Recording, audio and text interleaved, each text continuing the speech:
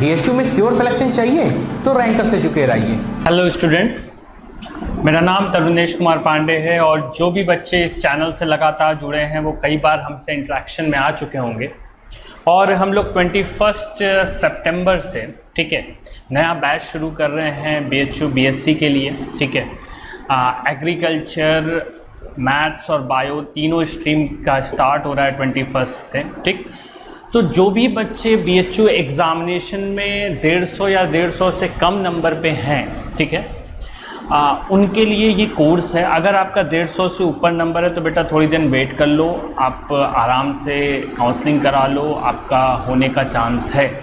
But अगर 150 के नीचे मार्क्स आपके आ रहे हैं तो प्लीज़ बेटा आपको दोबारा प्रिपरेशन करने की ज़रूरत है अगर आपको बीएचयू में एडमिशन लेना है तो। सबको पता है कि बीएचयू एक बहुत बड़ी यूनिवर्सिटी है।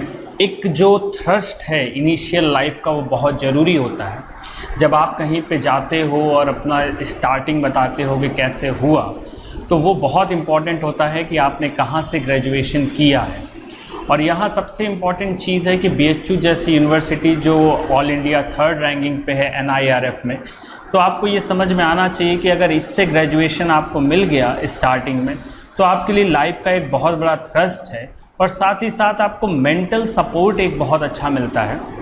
मेंटली आप बहुत अच्छा प्रिपेयर कर लेते हो, ठीक है, और आने वाली लाइफ में जो हर्डल्स हैं, ठीक है, जो मुश्किलें हैं वो भी बहुत कम हो जाती हैं।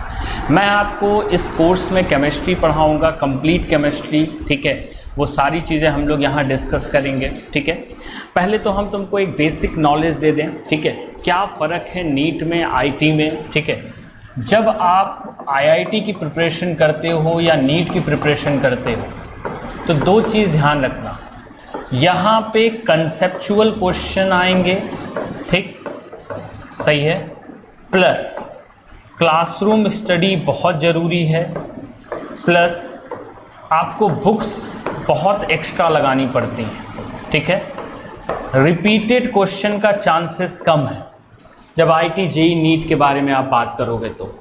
लेकिन जब आप बीएचयू बीएससी के बारे में बात करते हो तो बीएचयू बीएससी में थोड़ी चीज़ें अलग हैं।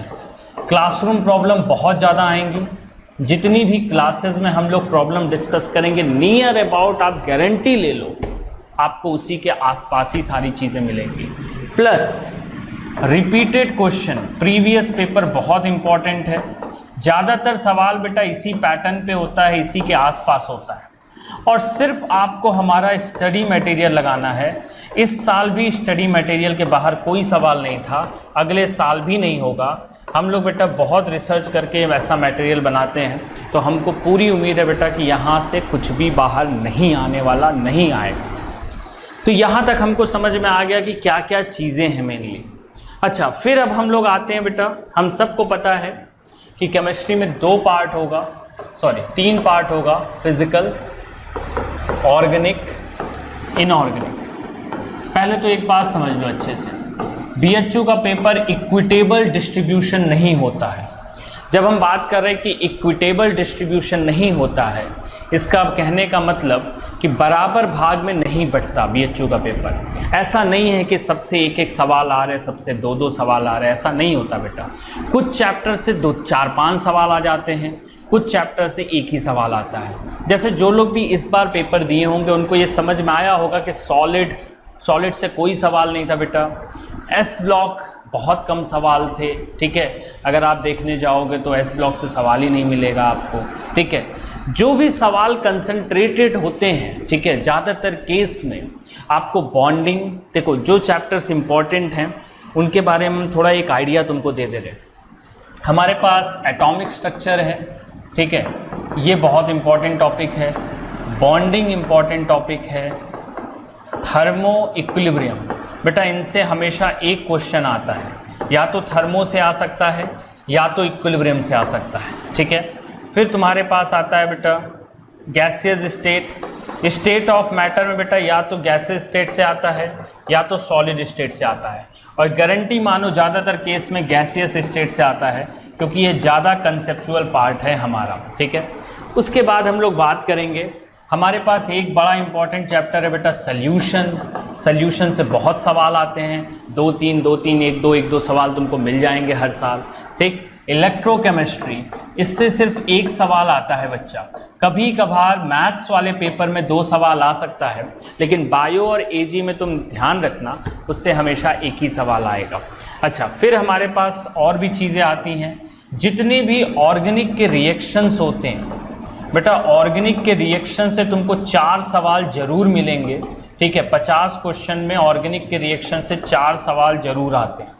तो हम लोग उस सारी चीज़ों को अच्छे से याद करा देंगे तुमको, ठीक है, बहुत अच्छे से याद करा देंगे। ऑर्गेनिक के सारे रिएक्शंस 2-3 बार प्रैक्टिस हो जाएगी, तो बेटा उससे गलती होने का चांस नहीं है। जो सबसे कमज़ोर पॉइंट होता है वो होता है इनऑर्गेनिक का। लेकिन बच्चा इनऑर्गेनिक में परेशान नहीं हो, जिसका पीरियोडिक टेबल और केमिकल बॉन्डिंग बहुत अच्छा है, इनऑर्गेनिक में उसको ज़्यादा तकलीफ नहीं होने वाली। लेकिन फिर भी इनऑर्गेनिक में कुछ ऐसी चीज़ें हैं जो आपको याद करनी पड़ती हैं। उनमें से एक है डी और एफ ब्लॉक, एक है बेटा पी ब्लॉक। आप एनसीईआरटी से बाहर एकदम मत जाओ, एनसीईआरटी तक ही आपको पी और डी का ब्लॉक का आएगा। ये इन्फॉर्मेशन हम आज जो भी बता रहे हैं, ठीक है, वो पूरे साल का सिलेबस बता रहे कि हम लोग कैसे अप्रोच करेंगे। यहाँ अप्रोच करने का मेथड बड़ा सिंपल है बच्चा। हम लोग कोशिश करते हैं, डेली 1 घंटे की क्लासेस चलती हैं, ठीक है। ऑनलाइन में 1 घंटे से ऊपर पढ़ाना मुश्किल है। दूसरा, हम लोग बेटा आपको नोट्स प्रोवाइड करते हैं, जो नोट्स हम यहाँ क्लास में लिखे रहेंगे। यानी आपको उस 1 घंटे में लिखने की ज़रूरत नहीं है, आप अपना नोट्स अपने खाली समय पे बना सकते हो। तो ये एक बहुत अच्छी चीज़ है, हम लोग टाइम वेस्ट नहीं करते, पूरा 1 घंटा एकदम सिंसियरली हम लोग पढ़ेंगे। और जो नोट्स लिखने का समय होता है, जो भी बाकी वेस्ट होता है क्लासरूम में, वो आप बेटा आराम से अपने फ्री टाइम में कर सकते हो, ठीक है। अच्छा, दूसरा, हर चैप्टर में हम लोग जितने भी पॉसिबल क्वेश्चंस हैं उसको 2 तरह से कवर करते हैं। पहला तो स्टडी मटेरियल, बच्चा बड़ा प्रॉपर स्टडी मटेरियल है, इसके सारे सवाल हम लोग डिस्कस करेंगे, ठीक है। जब कभी भी तुम कोई चैप्टर पढ़ोगे यहाँ पे, तो एक तो पूरा तुमको नोट्स का सपोर्ट मिलेगा। कई बार ऐसा होता है बेटा कि क्लासरूम में जो टीचर लिखवाया होता है और जो स्टूडेंट लिखता है, उसके बीच में एक बहुत गैप आ जाता है। हम लोग वही नोट्स देते हैं जो मैं यहाँ बोर्ड पे लिखा रहूँगा, वही नोट्स तुम्हारे पास चला जाएगा। उससे फ़ायदा क्या है बेटा कि तुम जब कभी भी तुम उसको रिवाइज कर सकते हो। दूसरा बेटा, ये स्टडी मटेरियल है।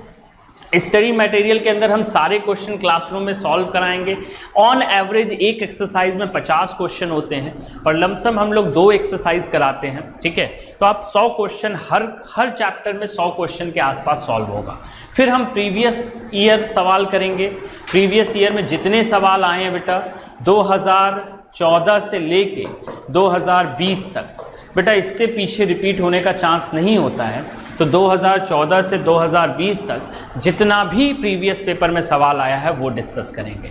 चौथे लेवल पे हम लोग टेस्ट लेते हैं, और टेस्ट में एक बात ध्यान रखना, हम लोग कोशिश करते हैं कि 30% क्वेश्चन बेटा ऑल इंडिया में जहां भी यूनिवर्सिटी के एग्ज़ाम्स हुए हैं, अलीगढ़ मुस्लिम यूनिवर्सिटी हो गया, नीट हो गया, जो आपके लेवल के एग्ज़ाम हैं, वो 30% सवाल हम लोग उसमें से देते हैं। और 70% क्वेश्चन बेटा बीएचयू के पैटर्न पे होता है, एकदम बीएचयू को फॉलो करेगा। अब तुम कहोगे सर 100% क्यों नहीं बीएचयू पे दे रहे, ठीक है। इसका रीज़न है बेटा, क्योंकि ज़रूरी नहीं कि तुम सिर्फ बीएचयू का फॉर्म भरो। कई बार तुम में से कई सारे लोग एएमयू का भी फॉर्म भरते हैं, इलाहाबाद यूनिवर्सिटी का भी फॉर्म भरते हैं, मेरठ यूनिवर्सिटी का भी फॉर्म भरते हैं, दिल्ली का भी भरते हैं। तो वहाँ एक दिक्कत हो जाती है कि आप बीएचयू की प्रिपरेशन कर रहे हो, बाकी कैसे हमको स्टैंडर्ड मिलेगा। तो हम ये चीज़ टेस्ट में एराडिकेट करेंगे। जब कभी भी टेस्ट लिया जाएगा 30% सवाल बेटा हमेशा ऐसे होंगे जो बीएचयू से ऊपर के हों लेवल से, हमेशा ये चीज़ आगे रहती। सिंपल सी बात है, हम एक बचपन में कहानी सुने थे, या हमको जो पढ़ाया गया, हमको हमेशा ये बताया गया कि जब सांप पकड़ना होता है तो उसकी पूंछ नहीं पकड़ी जाती, उसका सर पकड़ा जाता है। बेसिक कंसेप्ट एग्जाम में भी यही होता है। अगर आपको बीएचयू क्रैक करना है तो आपको बीएचयू से ऊपर रहना पड़ेगा। जो बीएचयू का स्टैंडर्ड आता है बीएचयू एंट्रेंस एग्जामिनेशन का, आपको बेटा उससे ऊपर होना होगा। उस स्टैंडर्ड पे रह के आप बेटा सिलेक्शन नहीं पा सकते, या पाओगे भी तो बेटा तुम्हारे मन मुताबिक चीज़ें ब्रांचेस नहीं मिलेंगी। हम आपको प्रिपेयर कराते हैं कि आप उसके ऊपर जाओ, उसके ऊपर के बारे में सोचो, तब जाके आपका बीएचयू का पेपर बहुत आसानी से हो सकता है। 21 से क्लासेज स्टार्ट हो रही हैं। मेरी रिक्वेस्ट है तुम लोगों से, जो लोग भी इंटरेस्टेड हो या जो लोग भी क्लास करना चाहते हो, प्लीज़ आप बेटा जल्द से जल्द ज्वाइन करो। आपको नीचे कॉन्टैक्ट नंबर हमारा दिया गया है, आप उस पर कॉल करो, व्हाट्सएप करो, सारी डिटेल आपको वहाँ दे दी जाएगी। हाँ, ये बात सही है कि एक ही दिन सब नहीं आ सकता, शुरुआत में थोड़ा स्लो सिलेबस चलेगा, लेकिन वो 10 दिन के लिए। आपको भी पता है कि हम लोग को जनवरी लास्ट तक हम लोग सिलेबस कंप्लीट कर देंगे पूरा, तो बाद में सिलेबस की जो स्पीड है वो थोड़ी बढ़ जाएगी, क्लास के टाइमिंग की स्पीड बढ़ जाएगी। तो मेरी रिक्वेस्ट है आप लोगों से कि जल्द से जल्द बेटा ज्वाइन करो, ठीक है, हम लोग का प्रोग्राम ज्वाइन करो। ज्वाइन करने के बाद आपको ये समझ में आएगा कि आप पहले क्या पढ़े थे और कितना बदलाव है आपके अंदर। और ये बात ध्यान रखना, हम लोग सबको लेके चलने में यकीन करते हैं, ऐसा नहीं होगा कि आपने यहाँ पे क्लासेस ज्वाइन कर ली तो आपको छोड़ दिया गया, ऐसा कभी नहीं होगा बच्चा, ठीक है। तो मेरी रिक्वेस्ट है, 21 से क्लासेस स्टार्ट हो रही हैं, आप हमको ज्वाइन करो। 21 से हम और आप मुलाकात करेंगे और बहुत अच्छे से इस सिलेबस को लेके आगे बढ़ेंगे, ठीक है। बहुत बहुत धन्यवाद तुम लोग का हमको सुनने के लिए, thank you all of you, ठीक है। और 21 से हम लोग की बैचेस स्टार्ट हो रही है, मैं फिर से रिपीट कर रहा हूँ ताकि ये डेट आप लोग न भूलो। और बेटा जनवरी लास्ट तक हम लोग कोशिश करेंगे पहले बैच का सिलेबस ख़त्म हो जाए। बहुत धन्यवाद।